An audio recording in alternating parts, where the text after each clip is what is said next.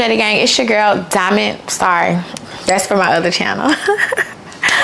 What is up, Jada Gang? It's your girl, Jada Diamonds here, back with another video. And today we're going to be talking about the books that I'm going to be reading this fall. So, as you guys know, the first day of fall was September 23rd. That's so exciting. It was Saturday. So even though it's still a little bit hot here in the South, y'all know I live in Memphis, Tennessee. So it's still a little bit hot, but that doesn't mean anything.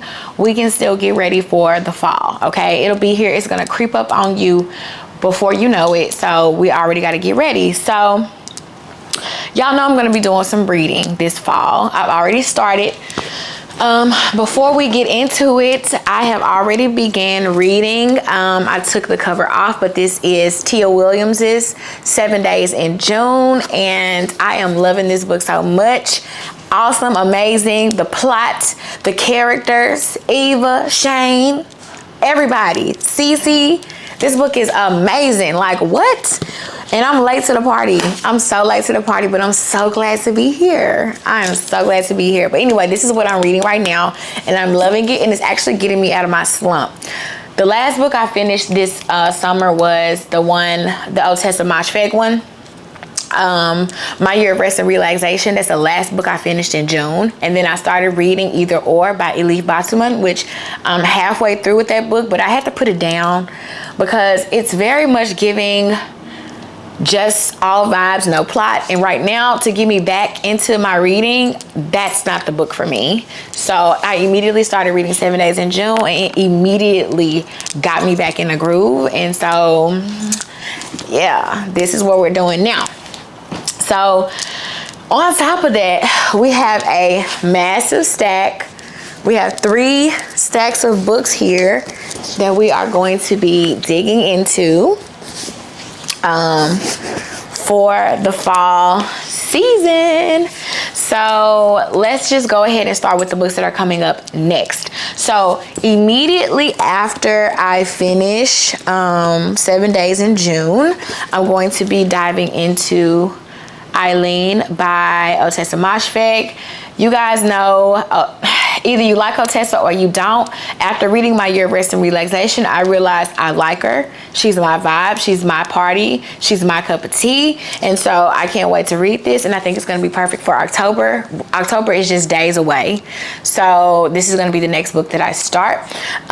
You guys know what Eileen is about. It's about Eileen, a woman who lives with her father, her alcoholic father. She takes care of him. She works at a boys' prison. A woman's going to come start working there named Rebecca. Her and Rebecca are going to get really, really close, and some crime is going to ensue. Okay, that's just like a general premise of what's going to go on, and I'm really excited about it. Y'all know she's grotesque. Y'all know she got a little bit of thrill. Y'all know she has a lot of humor, so I'm excited about Eileen. After Eileen, we are going to read, I finally got my hands on a copy of Shiggy Pain, and I'm so excited. So Shiggy Pain won the Booker Prize in 2020, and it is by Douglas Stewart. It is autofiction, I think, and it's about a queer story, a mother-son story, family, grief, drugs, alcoholism, poverty. It's about all those things, and it's also encompassing coming of age. And yeah, it's a thick one. But I'm excited. I've been really, really wanting to read this book since 2021, but I've just never had my own copy. I even checked it out from the library last year, never read it. So now that I have my own, I can annotate and all of the things. Yeah, I'm excited about this one too. So this is gonna come directly after Eileen. Next, after Eileen, we're gonna read Season of Migration to the North by Taib Salah. I just came across this book randomly at my favorite secondhand bookstore called The Second Shelf, and I was intrigued by the synopsis on the back. So I'm just gonna read that because that's literally what made me buy this book. I knew nothing about this book. I know nothing about this book. It says here, After years of study in Europe, the young narrator of Season of Migration to the North returns to his village along the Nile in the Sudan. It is the 1960s and he is eager to make a contribution to the new post-colonial life of his country. Back home, he discovers a stranger among the familiar faces of childhood, the enigmatic Mustafa Saeed. Mustafa takes the young man into his confidence, telling him the story of his own years in London, of his brilliant career as an economist, and of the series of fraught and deadly relationships with European women that led to a terrible public reckoning and his return to his native land. But what is the meaning of Mustafa's shocking confession? Mustafa disappears without explanation, leaving the young man, whom he has asked to look after his wife, in an unsettled and violent no man's land between Europe and Africa, tradition and innovation, holiness and defilement, and man and woman, from which no one will escape unaltered or unharmed. Season of Migration to the North is a rich and sensual work of deep honesty, incandescent lyricism. In 2001, it was selected by a panel of Arab writers and critics as the most important Arab novel of the 20th century. So that was enough to convince me. Plus, it was an NYRB edition. Those are always going to be good. I've only read 2 NYRBs. One was Stoner, and the other one was what was that book? Slow Days, Fast Company by Eve Babbitt. So this is going to be after Shiggy Pain. Then we got to mix a little bit of Deepak Chopra in there, and this is Life After Death. I've heard a lot of good things about Life After Death, and I also read the first chapter of Life After Death back in 2018, and it was the memoir, The Life Beyond, and I was so intrigued, but that book was in someone else's personal library. So when I came across this at my favorite secondhand bookstore called The Second Shelf, I had to pick it up. And I'm just always intrigued by stuff like this, spirituality, spiritual things. I am a Christian. I'm a believer of God, Jesus, all the things. And I also have a lot of existential thoughts. And as I get older, I'm constantly thinking about what is it going to be like, you know, when I pass away, and like maybe other people's occurrences of possibly dying and then coming back to life, or what they think is going to happen when we're gone. So this was the perfect book for that when I initially delved into it. So I was happy to come across it. Here it says Deepak Chopra has touched millions of readers by demystifying our deepest spiritual concerns while retaining their poetry and wonder. In Life After Death, Chopra draws on cutting-edge scientific discoveries and the great wisdom traditions to provide a map of the afterlife. It's a fascinating journey into many levels of consciousness, but far more important is his urgent message. Who you meet in the afterlife and what you experience there reflect your present beliefs, expectations, and the level of awareness. In the here and now, you can shape what happens after you die. So I'm telling you, this is it.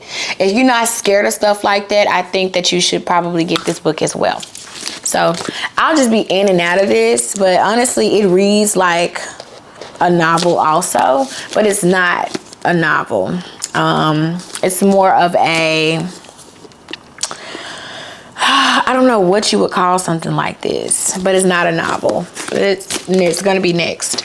Then after that, we're going to read Titus Grown. I'm going to dive into the Gormenghast trilogy, and the first installment here is Titus Grown by Mervyn Peake. And Titus Grown is like one of the first ever fantasy, what do they call it? Gothic fantasies, and it was written in the 1950s, I think. I don't know per se, but I know one of my favorite booktubers of all time, Jess over at Sunbeams Jess, read this, and then my girl at the Labyrinth, I think her name is Labyrinth of Stories or Lonely Librarian, something like that. But I know I love her channel. She has this big afro. Her mom just passed away, and she comes on and she talks about books in such an amazing way. And she read this as well. And but I just really enjoy how she talked about it and how Jess talked about it. So I had to it's my turn basically. So I want to read it as well. And I feel like it's going to be perfect for the fall and winter months. So Titus Grown. As the novel opens, Titus has just been born. As the heir to Lord I mess this up every time. As the heir to Lord Trave, he stands to inherit the miles of rambling stone and mortar that form Castle Gormenghast. Inside of Gormenghast, all events are predetermined by complex rituals, the origins of which are lost in time. Dreamlike and macabre, Titus Grown is one of the most astonishing and fantastic works in modern fiction. So it says many readers admire Tolkien's Lord of the Rings, but fans of Mervyn Peake's Titus trilogy maintain that this extravagant epic about a labyrinthine castle populated with conniving Dickenstein grotesques and the true fantasy classic of our time. So I'm excited about this. Then we have another nonfiction type. It is called An Unquiet Mine by Kay Redfield Jamison. And this story here is about, Jamison examines manic depression from the dual perspective of the healer and the healed, revealing both its terrors and the cruel allure that at times prompted her to resist taking medication. She has emerged with a memoir of enormous candor, vividness, and wisdom. One of those rare books that have the power to transform lives and even save them. So, yeah.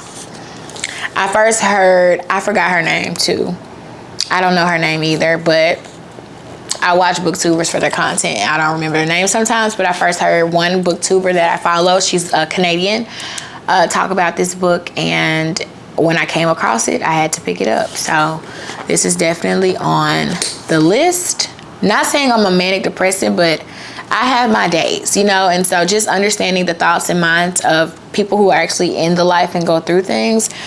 All I do is when I read, I'm trying to gain perspective and understanding, and so that's why I'm going to be reading this. Okay, next up we have The Marriage Portrait by Maggie O'Farrell. So I'm excited about this book. This book is about, what is her name? Lucrezia Florence, the 1550s. Lucrezia, third daughter of the Grand Duke, is comfortable with her obscure place in the palazzo, free to wonder at its treasures, observe its clandestine workings, and devote herself to her own artistic pursuits. But when her older sister dies on the eve of her wedding to the ruler of Ferrara, Modena, and Reggio, Lucrezia is thrust unwittingly into the limelight. The Duke is quick to request her hand in marriage, and her father just as quick to accept on her behalf. Having barely left girlhood behind, Lucrezia must now make her way in a troubled court whose customs are opaque, and where her arrival is not universally welcome. Perhaps most mystifying of all is her new husband himself, Alfonso. Is he the playful, sophisticate he appeared to be before their wedding, the athlete happiest in the company of artists and musicians, or the ruthless politician before whom even his formidable sister seems to tremble? As Lucrezia sits in constraining finery for a painting intended to preserve her image for centuries to come, one thing becomes worryingly clear. In the court's eyes, she has one duty: to provide the heir who will shore up the future of Ferrara's dynasty. Until then, for all her rank and nobility, the new Duchess's future hangs entirely in the balance. Full of the drama and verve with which she illuminated the Shakespearean canvas of Hamlet, Maggie O'Farrell brings the world of Renaissance Italy to jewel-bright life and offers an unforgettable portrait of a resilient young woman's battle for her very survival. Excited. This was a big hit. Some people were kind of like disappointed in it, probably because it didn't give that same sentiment or feeling that Hamlet gave. But I'm here to let you guys know that I did not get to read Hamlet, so this is my first thing. So I also bought this secondhand, and it's brand spanking new for $5. This is a $30 book. Plus, I was intrigued by it when it came out, so it's mine. So we're gonna read it. That's what we're gonna do. We're gonna read it. Next we have rules. Actually, I DNF rules of civility, but I want to just come back to it. I made it to summertime, which was page 147. Just like with either or, I just couldn't do it. It was good. The storytelling was good. The narration was good. It's just I ain't like it at that time, and I do plan to come back to it and finish it. So maybe in one of these coming months we'll do that. So next we have The Sellout by Paul Beatty. The Sellout is a parody. Born in the Algerian ghetto of Dickens, on the southern outskirts of Los Angeles, the narrator of The Sellout spent his childhood as the subject in radically charged psychological studies and has since resigned himself to the fate of lower middle class Californians. Raised by a single father, a controversial sociologist, he is told that his father's work will lead to a memoir that will solve their financial woes. But when his father is killed in a police shootout, he realizes there never was a memoir. All that's left is the bill for a drive-through funeral. Fueled by this deceit and the general disrepair of his hometown, the narrator sets out to right another wrong. Dickens has literally been removed from the map to save California further embarrassment. Enlisting the help of the town's most famous resident, the last surviving little rascal, Hominy Jenkins, he initiates the most outrageous action conceivable, reinstating slavery and segregating the local high school, which lands him in front of the Supreme Court. The work of a comic genius at the top of his game, The Sellout questions almost every received notion about American society. It is a powerful novel of vital import and an outrageously entertaining indictment of our time. So this book actually won the Man Booker Prize for, was it two? I'm laughing because I already read the introduction to this, and I know it's going to be amazing. It was so funny. What year was that? 2017, I think it won the Man Booker Prize. It was published in 2016. So, girl, I read the intro already. What they call it, the prologue. Child, this book is gonna be a hoot. So we're gonna take this into either October or November as well. It's on the list. Next up, we have The Glass Hotel by Emily St. John Mandel. I know nothing about this book. Something about a bartender at a hotel in Vancouver. A crime is committed and a Ponzi scheme is involved, and there's imaginations about money and clients and accounts. Girl, I don't know. We're excited. So this is on the list. Next, we have Aque and Missy's The Death of Vivek Oji. Don't know anything about this book either, but I do know Aque and Missy is like a Booktube darling. Everybody loves Fresh Water by her, which I've never read Fresh Water. But now that I have an iPad, I think I might try to get Fresh Water digitally. But here, I came across this book for $3, and I was like, I know this is an amazing author, and I know it's something about a mother trying to figure out what happened to her son. A Nigerian mother opens the door, to discover her son's body. And so I think it's a mom's quest to figure out what happened to her son. So I'm excited about this one too. Then we have Member of the Wedding, a classic. We have a couple of classics that we are going to read this winter. So we have Member of the Wedding by Carson McCullers. And I'm just intrigued by this because I think this is one of Rebecca's favorite books of 2022. And when she spoke of it, I was like, I gotta read it. And I got a couple of more classics on the list. So we're going to just throw those into the mix because we are also going to be reading Wuthering Heights by Emily Bronte. So here we go. So Carson McCullers' Member of the Wedding is narrated by a child. I think her brother is going to be getting married, and she is like having a couple of issues. She's very sensitive about it, and she has a lot to say. And so she's, I think, going to be in the wedding too. I think she's going to be getting married too.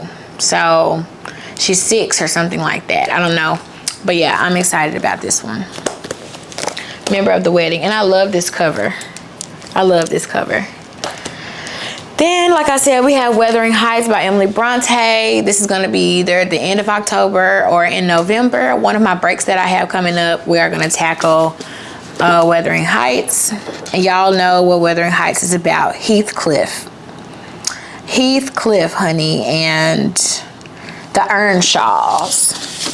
There's nothing more to say. I just never read it. So we're going to read that.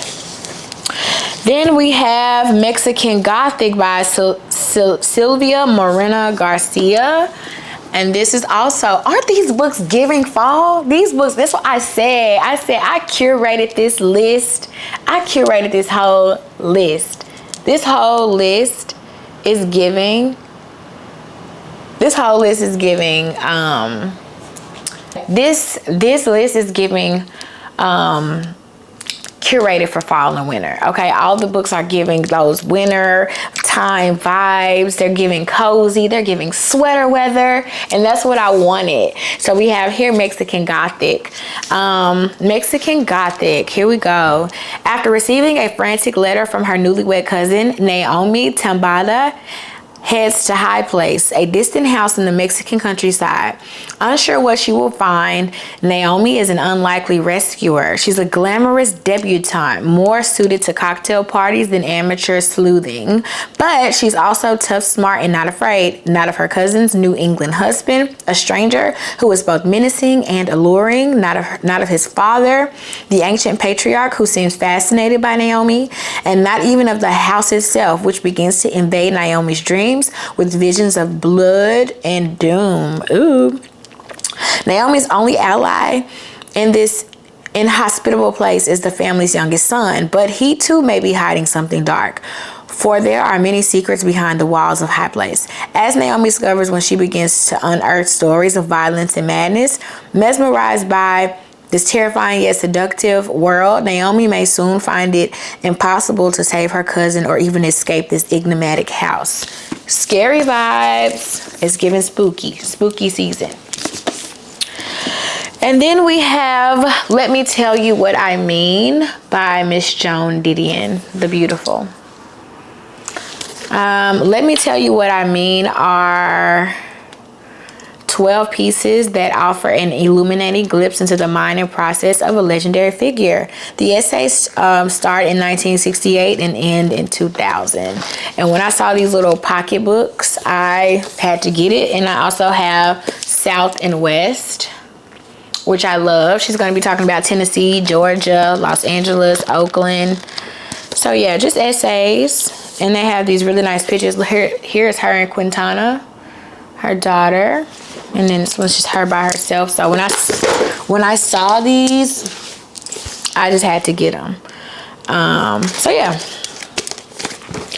And so that's pretty much it for the books that I'm going to be reading this upcoming fall. So I'm excited about that. And yeah, hopefully there'll be a couple of reading vlogs to join the books in the list.